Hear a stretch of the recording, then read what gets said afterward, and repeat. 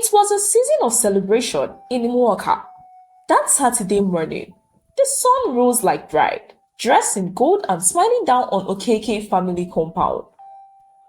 It was a day for drums, dancing and destiny. For it was Chichi wedding day. Chichi, the beloved cousin of Obina.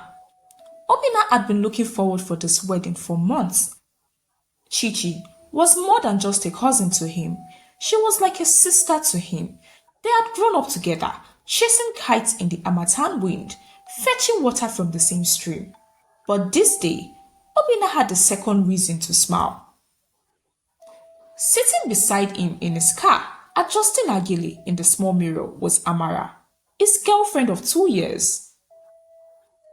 Amara was the kind of woman who carried both sunshine and scar in her eyes.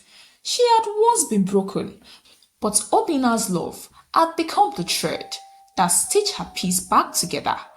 And if God gave him the chance, he had plans to keep her forever. She didn't know this yet, but Obina's heart was hiding a secret plan for the day.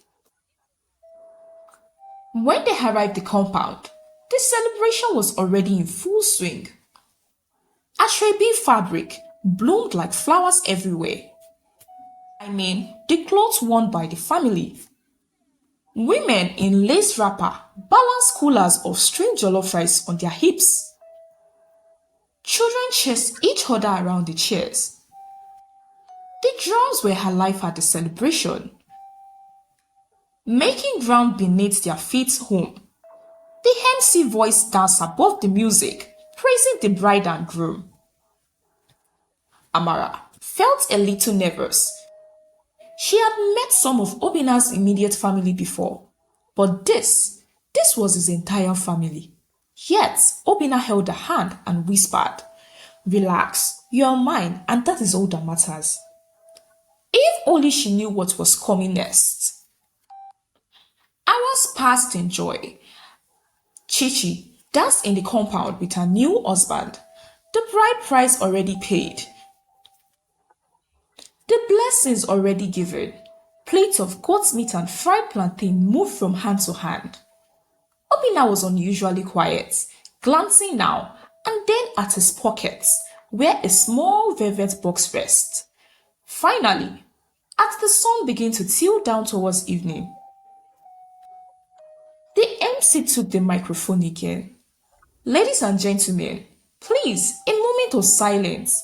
There is a very special announcement." The drummers slowed down their beats, all eyes turned to the MC. He smiled and handed the microphone to Obina. Obina stood up and adjusted his senator outfit. His voice was calm, but carried weight. "Today, we have gathered to celebrate the union of two hearts, but I too have something to celebrate. A woman who had been my strength, my laughter, and my safe place. Amara, please stand with me," Obina said. A murmur spread through the crowd as Amara rose, her eyes wide. "From the first day I met you, I knew my heart has found rest. You are my peace, my friend, and my home." Gaps, whispered excitement. Phone lifted up to record both of them. He reached into his pockets. Some women pressed hands to their mouths. Some elders leaned forward to look. And then someone screamed Obina. The voice cut through the air like knife. The crowd turned. From the far side of the compound, a tall man in dark agbada walked forward, each step slow, deliberate. His eyes were fixed on Amara and Obina. Some recognized him immediately. Others whispered, "Who is that?" But Amara knew who it was. Her breath caught in her throat. Her finger went cold. Chika, her ex, her first love, and Obina's own cousin. Chika stopped before them. His eyes went from Obina to Amara and then back to Obina. "Before you kneel down, cousin, there's something you must know." The guests shifted in their seats. The children stopped running around. Even the MC swallowed hard. Amara was once mine, he said. She loved me, I loved her, but I broke her heart. So she left me, and I never told you, cousin. I thought it would not matter until today. Gaps rippled through the gathering. Some dropped a bottle of Fanta. The drummers put down their stick to listen. Amara's heart pounded. Chika took another step forward. This time, his voice was softer. Obina, she's a good woman. I lost her because I was foolish. I only came here to tell you, if you will take her with your eyes wide open. Don't make my mistake. Obina nodded as Chike spoke. He finally spoke. Chika, I had always known. From the very first week I met Amara, she told me everything. She told me about the night she cried over you and about the years you wasted her love. She told me about the day she walked away barefooted with nothing but her dignity. And do you know why I stayed? Because when a woman tells you the truth, she have given you her whole heart, and I would never let go of that heart. The crowd erupted, some in shock, some in admiration, but Chike wasn't finished. Then, perhaps, you know the rest of the truth too. Obina frowned. What truth? Chike turned to the guests. The night Amara left me, I found out I was sick, a sickness that could have taken my life.